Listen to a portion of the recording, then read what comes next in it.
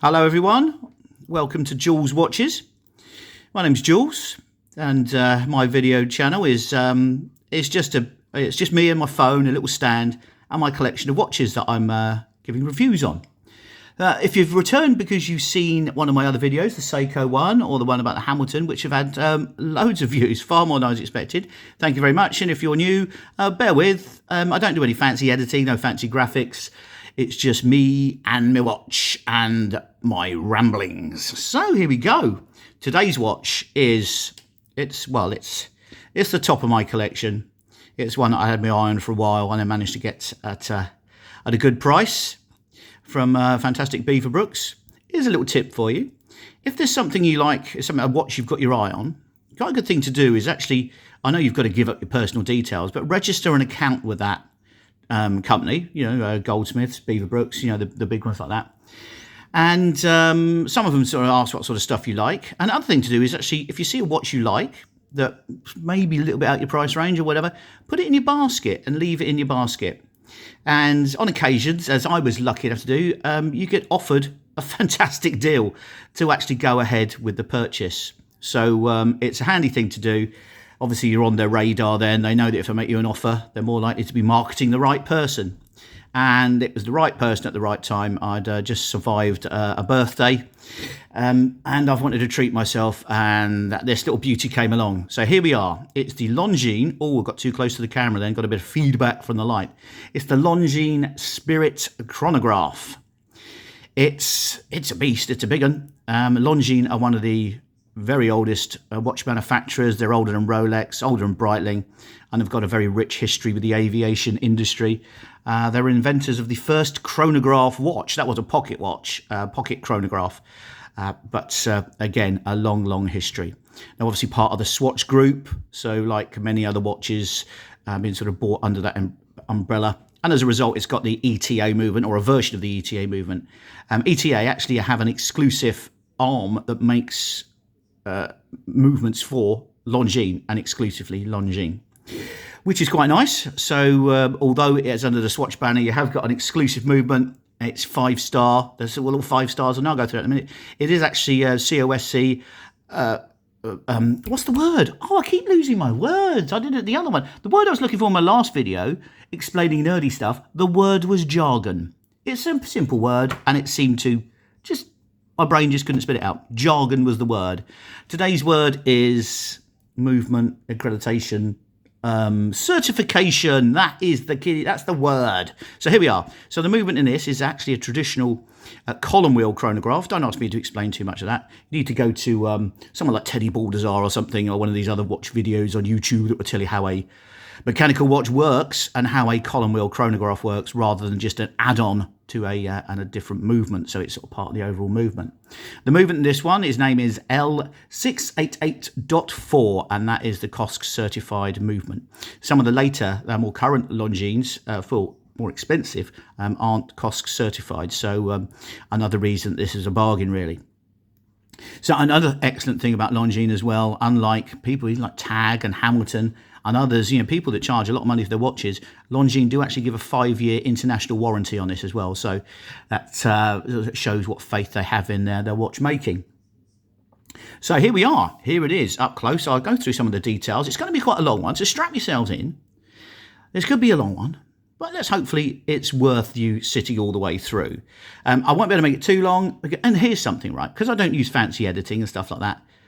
I've never seen anyone on YouTube do a YouTube video go, oh, hang on a minute, I need a wee.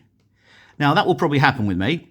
So I won't be able to make it too long, because at some point, I'm either going to need a wee or I'm going to wet myself, which obviously we don't want to happen. So going back to what's inside the watch, it hasn't got a clear case back. It's got a screwed down case back. See the little screws there? And you can't see much of it because I've got the sort of Natal style strap on it. And I'll go to the strap on. It's not my camera with my dead arm. So sorry about that. Jiggling about. Very amateurish, but that's me all over. And that's the point of the channel, really. It's anyway, so back to the ETA movement. It's got one of these Novicron balance springs. So it means that the it's not affected by magnetic fields.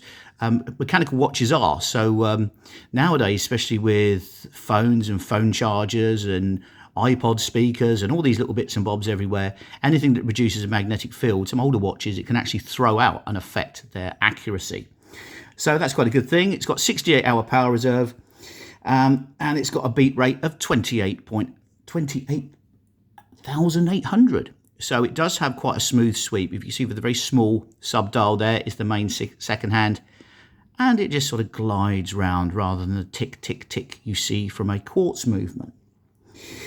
It's got excellent lume on it. I'm not going to do a night shot because I'm not going to get up and switch the light off. But trust me on this one, the lume on this is marvellous. Not quite up there, again, with the things like the Seiko Samurai and even my fantastic rotary that I reviewed a few days back as well.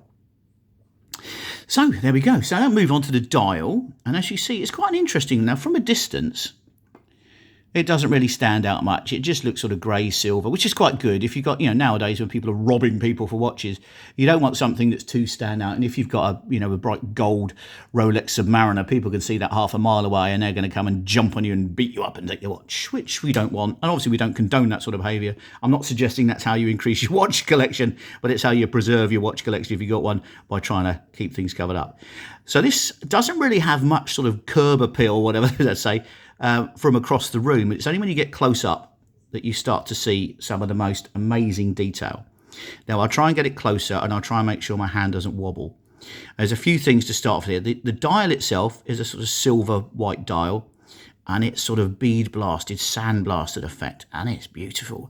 And then of course you've got the layers of it as well. So if you can see as I turn it around there, you've got a raised minute track with your minute markers all the way around.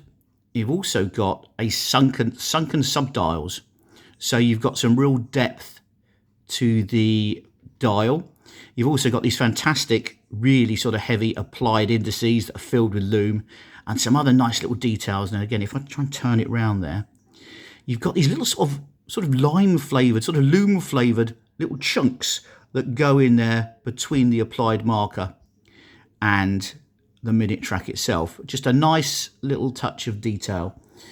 Very, very nice. And again, you've got concentric circles inside the subdials, and the subdials themselves, you've got the minutes on your 9 o'clock marker. Your 3 o'clock marker, you've got your minutes in a 30 minute track for your chronograph, and the 6 o'clock dial are your hours, so the 12-hour chronograph feature. Chronograph! I've just invented something. I've invented a chronograph. I don't know what it is, don't know what it means, but there we go. Anyway, so that's your dial. Oh God, it's descended into chaos already. We're only 7 minutes in. Where's it going to go from here? So the hands. Now the hands, something. Now this, it's just where sometimes a lot of watch manufacturers let themselves down. It's the detail of the hands. Now the hands on here are very basic, sort of just normal sort of sword tip hands, filled with lume. You've got a lovely second hand there with the sort of dipped red glossy tip on it, with a lume pip in that as well. Now the thing that's beautiful about this is that the second hand, when we press it on the chronograph feature, it sweeps round and it hits the minute track beautifully. The minute hand itself touches the minute track, and the hour hands get as close as they can to the indices in terms of marking the hour. Now, all of that might sound straightforward, but when you notice things like this, look at a lot of watches and see how these simple things don't add up. So you could have a minute hand that's just flailing around in the middle of nowhere, and an hour hand that just looks like it doesn't know what hour it is. Is it 5? Is it 6? I don't know. I'm just flailing around. So when you start to notice things like this, you become more of a watch nerd like me. It's things, little details like this that make something stand out, and that some thought's gone into it, that the design's good, and obviously then it's the application of design with the quality of the dial. Now, a few other things that are raised on the dial is what's on it. So we've got Longines. Now I tried to look under my lens. Unfortunately, my eyes aren't fantastic. So Longines itself actually looks like it's printed, but if it is printed, it's got a very deep print on it. The winged logo of Longines is applied, chronometer is applied, and again your 5 stars. Now again, as we try and sort of twinkle it in the light there, you can see that these do actually catch a bit, and you've got the light play off the concentric circles there. And as I said, the dial itself is very matte, so you don't get much light play there. The crystal itself is a domed sapphire crystal, only very slight dome, and plenty of clear anti-reflective coating on there. It is very easy to read. And again, with the size of the applied numerals, even with the lack of contrast there, it is still very easy to read. So there we go, that's the face and hands. Now, we get on to the chronograph feature itself. As you can see, it's spinning around there. And now, when I reviewed my Seiko recently, one of my criticisms of it is that the push buttons are a bit, to use my technical term, meh. I think you spell that in Gen Z, is it M-E-H, meh. Whereas this, oh, I have to push it, see, against my dead hand. It is like a proper stopwatch. I don't know if you better hear this. Let's get up close. It's a proper click. It's a proper push. You get some proper resistance, and it's a lovely feel. And again, that's because rather than add-on module, the chronograph is actually part of the overall movement. And you reset, button 2. Oh no, I don't know what to do. I can't even work a stopwatch. How am I ever going to boil an egg if I can't work my stopwatch? So yeah, the pushers, well, that's, of all the chronographs I've got, that really feels good. It feels like a proper stopwatch. You know, if something's flying along and you press it, clunk, you've stopped, clunk, you've started. God, I really am going off now. You better hope, you listeners and you viewers, that I do need a wee soon to wrap up this these ramblings. Right, let's move on. Let's go to the buttons. Talking about the pushers, lovely polished pushers. Again, sort of recess where the pushers go in. A really good sized crown, marked with the wings and the Longines brand. Lovely sort of knurling on the crown itself. It's very easy to move. Pulls out. Because we've got a separate date adjustment, it's only a one position crown. So it pops out, and when you spin the movement round, it feels like nothing else I've got, to be honest. It just feels silky smooth, but with a lovely resistance there. And again, you can hand wind it. It's got hacking. It's got all the things you would expect from a watch in this price range. And as I said, over on the 10 o'clock point there, it's got a little wind out safety clasp there, and you can manually adjust the date rather than having to sort of click it all the way around several times to make sure at the right part. So that's my dial, that's my hands, that's my pushers. Let's go on to the case itself. And the case itself is quite interesting. It is, as you can see, a chunky monkey. Oh yes, it is. It's 42 millimeters across. You can see, which is quite good. It's got a dog barking in the background. So you can hear that. It's the only watch you know that rather than having a timer, has a dog barking. So that's a unique feature to my Longines anyway. As I said, it is quite a chunky monkey. It's over 16 millimeters deep. Again, big watch, but it's got a lot going on inside, and it's also got a lot of wrist presence. As I said, I'm lucky enough to have a 7.5-inch wrist, so it does sit. Now, the only thing that is an issue with this, and it's pretty much my only gripe about this watch, is the strap that it came on. Now, the lugs themselves do turn down a bit. I will do a wrist shot in a minute. Currently, the blue sateen is on my wrist, so I'll do a switch over in a minute. So it is quite a chunky monkey. It does wear, but because it doesn't look too bulky, because you've got quite a slim bezel, you've got a polished bezel there. I need to get it back in focus again. My arm's going all wobbly. So we've got lovely polishing around the bezel, and you can see by the scratches and the marks on it, I do wear this an awful lot. Watches are to be worn. I do keep them in the display case when I'm not wearing them, but I do try and make sure I wear all my watches, including my super duper Casio calculator for $29.99, right up to this beauty that costs a bit more than that. Retail price currently is £3,000 for one of these watches. So there's some nice bits on there. The brushing on the side is very sort of, can't be do with a clean, but very sort of satin, very, very light brushing, very lovely, very well done. And you can see the glint there. It's got really marked up. I do need to get it polished.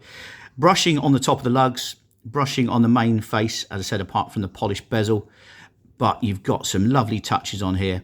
The transition between the lugs and the main side of the case are really sharp, and you've got a polished transition there. Very well done, but you would expect so for the money. So that's the case. As I said, it is a closed case back with a screw down there, but it is a bit of a beast. Oh, and I said I've got the sapphire. Let's just show you the sapphire from the side. You said it's not too much of a dome on there. Right, let's go back to my niggle, my little niggle, the last thing on my list of things to tell you. The strap. Oh no, I've got my octopod thing now. That's a bit of advertising for Zulu time. I've put this watch on a sort of NATO style, but with this fantastic company called ZULUDIVER. And they do this system called Octopod. And you see it's a lovely, lovely clasp. I think the latest Mark III versions of this are about 90 quid now, and you can buy all the straps separately. This is the classic Commander Bond strap, NATO style, sort of colours. Now, let me put the watch down for a second, leave it there, and I will pick up the strap that it came with. So this is Longines strap, butterfly clasp, mill clasp, nothing spectacular, but it's not a dive watch. It's not, you know, it is a pilot's watch, I suppose, more than anything, and a dress watch. So you don't need sort of heavy duty stuff. But I think the butterfly clasp is, for the watch itself, a bit cheap. But then again, it's, you know, they add all these special features, you know, £3,000 could become £4,000, and you might just be paying extra for the strap. Now this is the problem with the size of the watch, 42mm case, 16.8 deep, and quite long lugs. When you take the end link out, the end link, as you can see there, is a female end link. So when you add the size of that link, then that female end link to a watch this size, it means all of a sudden you've got to have a really, really wide wrist to carry this off. Otherwise, you've got the end links hanging out over the side of your wrist, which does make it look a bit gangly and does make it, it doesn't fit so nice. So I was aware of that when I bought it. I'd seen reviews of it myself, and it did say it was a chunky one, but normally I can carry off sort of 43, 42mm watches okay. But I was a bit surprised just how big it was. So I stuck with it for a while. I was thinking of getting a Longines leather strap, and then ZULUDIVER came to the rescue. So there we go. Let me just try it on and show you. I'll leave it sitting there. You can look at that, and I'll leave my blue satina there for you to nose out. I've done a little video on that in my other ones, if you want to have a look at that, because I have two of these, because I really like them. Let's slip this on my wrist and do a bit of a wrist roll for you. Again, any questions you've got, please put in the comments. I've been really pleased for having only done this for a couple of weeks, the number of views I've had on the videos, and obviously it's the watches rather than me. The popularity of the Seiko Saytimer Panda, obviously the watch itself's been so popular. But it's still nice, and I've got some comments on that as well, and I've got a few likes. Again, I'm not going to do what everyone else does and bully people into subscribing and liking or whatever. It'd be nice if you could, but, you know, one thing you can be assured, if you do, you're not going to get your YouTube channel filled with rubbish, because I'll be doing about one of these a week. And again, they're all my personal watches. None of these are sponsored. I own all these. I pay for them with my own money. If I've got a deal from a particular company, then I'll mark that in my description. But again, there's no way any sort of affiliation or links to these people. Just me sort of biding my time, waiting for a certain watch to come up in offer. And there it is. So there you go. That is the Spirit, Longines Spirit Chronograph on my left hand there. You can see how comfortably the ZULUDIVER straps fit. Quite fiddly to put on, and itself, it sits there. Sorry, this is my dead arm, so I've got to sort of position my arm there.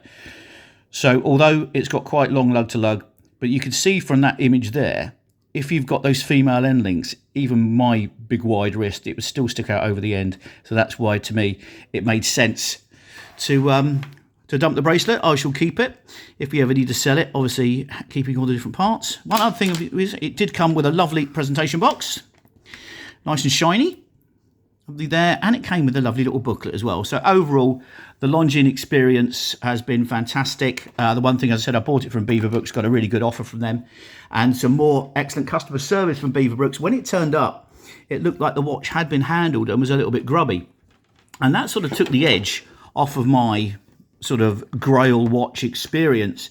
So I didn't make a big complaint, but I just noticed, I mentioned on a Google review that was the case, and it sort of took the shine off of my purchase. And they very kindly, they apologised, which was lovely, and they sent me a £50 voucher, which I can use towards anything. So excellent, quick response, good response from Beaverbrook's, all round a good deal, delivery all good, service excellent, and when they made a mistake, they said sorry, and they rectified it with a bit of cash. So all in all, great deal all round, lovely watch. It's the top of my collection, and the beauty of my collection, as you can see, You got that one for 3,000 and that one for £29.99. Now, talk about curb appeal and watch appeal. Which one of these has got more comments? Which one of these had more positive comments? You tell me in the comments box, because I think you know what the answer is. Thanks very much for viewing. Thanks very much for sticking with me for all 20 minutes and 13, 14, 15. I could carry on that all day, couldn't I? And please come back and watch some of the other videos.